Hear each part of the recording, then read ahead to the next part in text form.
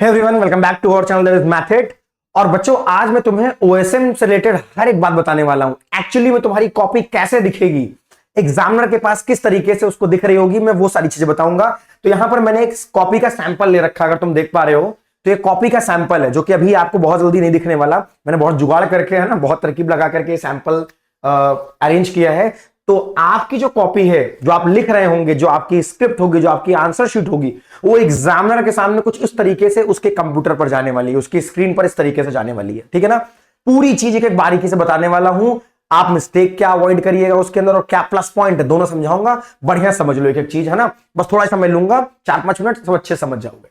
सबसे पहले आपको एग्जामिनर को कॉपी कुछ इस तरीके से उसके डैशबोर्ड पर नजर आएगी, उसके कंप्यूटर पर नजर आने वाली है। ठीक है, लैपटॉप पर कुछ तरीके से दिखेगी, जहां पर बच्चों इधर आपका सब्जेक्ट होगा, उसका कोड होगा, यहां पर उस सब्जेक्ट का पर्टिकुलर जो भी नाम है वो होगा, और कौन सा सेट है वो मेंशन होगा साइड में। अगर मैं थोड़ा जूम करूं तो यहां आपको दिखेगा, ये सब्जेक्ट है, दैट इज कोड, ये आपका सब्जेक्ट नेम है, एंड दैट इज सेट 1। ठीक, सेट 1 ऐसे करके लिखा होगा। ये मैं इमेज आपको टेलीग्राम, अपने टेलीग्राम चैनल पर भी डाल दूंगा, जो कि मैथड ऑफिशियल के नाम से उसका हैंडल है, उसको ज्वाइन करेगा, उसमें मैं डाल दूंगा, आप देख लेना अच्छे से।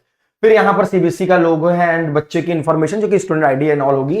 फिर यहां पर क्वेश्चन नंबर्स लगे हुए हैं, और उसमें ग्रीन और पिंक कलर का साइन है। पिंक कलर का साइन का मतलब ये है, या पर्पल कलर का साइन ये बताता है कि अभी इन क्वेश्चंस को रिविव करना बाकी है, अभी एग्जामिनर उन क्वेश्चंस को नहीं देखा है। और ग्रीन का मतलब है कि उन्हें देख करके उसके अंदर उसने मार्किंग कर दी है, मार्क्स के हिसाब से उसने मार्क फिल कर दिया है। अब जैसे यहां पर आप एक ग्रीन टिक भी देखोगे, इसका मतलब है एग्जामिनर ने सवाल को देखा और उसे लगा सवाल बिल्कुल सही, उसने टिक मारा और उस नंबर को यहां पर उसने, सिस्टम ने ऑटो जनरेटेड खुद ही ले लेगा वो।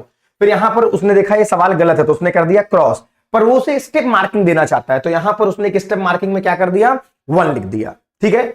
अब यहां पर जो भी एग्जामिनर एनोटेशन करता जाएगा, वो सारी चीजें यहां पर आपकी फीड होती जाएंगी और आपकी टोटलिंग हो जाती है लास्ट में।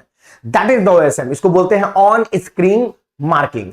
एक स्क्रीन पर ही आपकी मार्किंग हो रही है, मतलब एक पीडीएफ जाएगी एग्जामिनर के सामने और वो उस पीडीएफ में ही एनोटेशंस बनाएगा, और सॉफ्टवेयर उस एनोटेशंस को रीड करके आपके मार्क्स और सारी चीजें होती जाएंगी।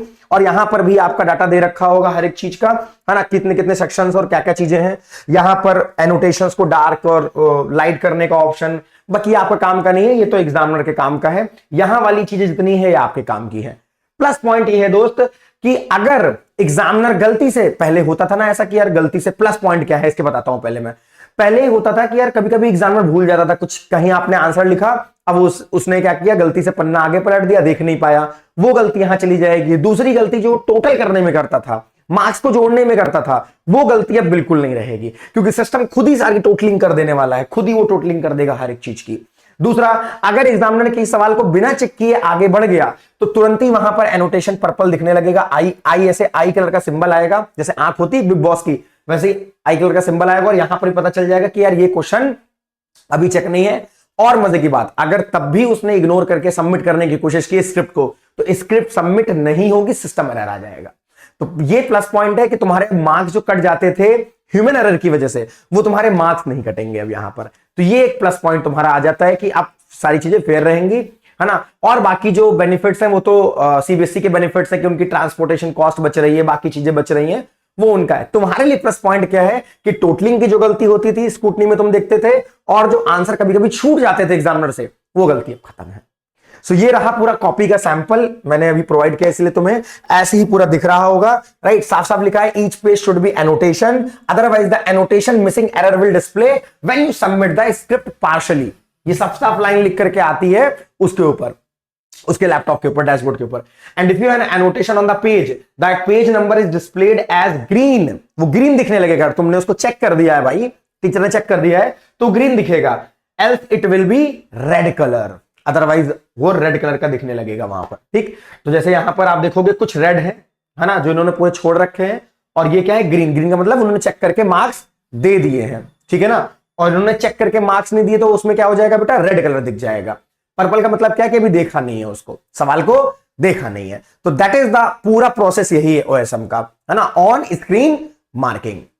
अब बेनिफिट्स तो मैंने तुमको बता दिए, अब इससे थोड़ी सी दिक्कत क्या है, देखो दिक्कत ये है, तुम्हें 2-3 बातें बताता हूं मैं, सर्कुलर खोल के भी तुम्हें दिखा देता हूं अच्छे से।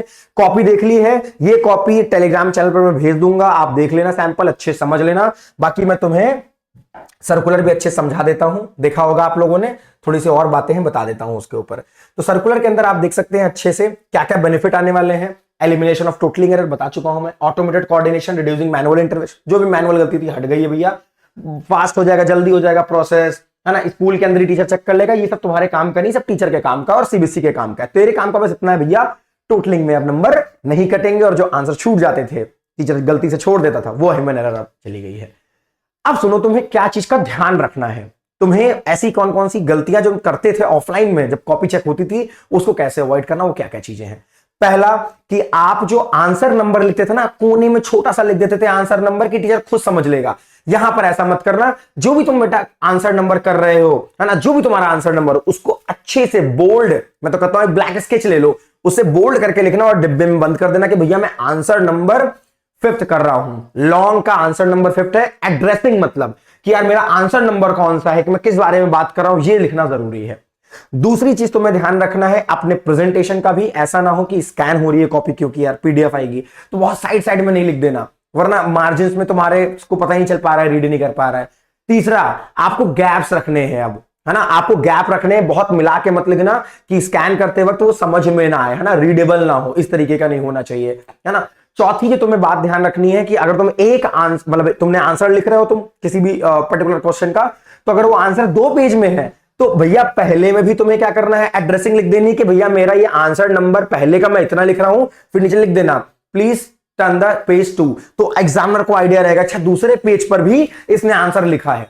तो ये सब चीजें तुम्हें बहुत ध्यान देनी पड़ेंगी। ऑफलाइन में तो पढ़ लेता था वो, यहां पर स्क्रीन होगी तो कॉपी पलट नहीं सकता वो, तो इन बातों का जरूर ध्यान रखो। हालांकि अभी ये चीजें क्लास 12 के बच्चों के लिए आई है, पर बहुत जल्दी ही, क्योंकि एक्सपेरिमेंटल हो रहा है ये, बहुत जल्दी आपके हर एक बच्चे के लिए हो जाएगा, मतलब 10th के बोर्ड के लिए भी हो जाएगा और साथ ही साथ हर एक बोर्ड पर भी लागू हो जाएगा। अभी तो सीबीएसई पर ही है।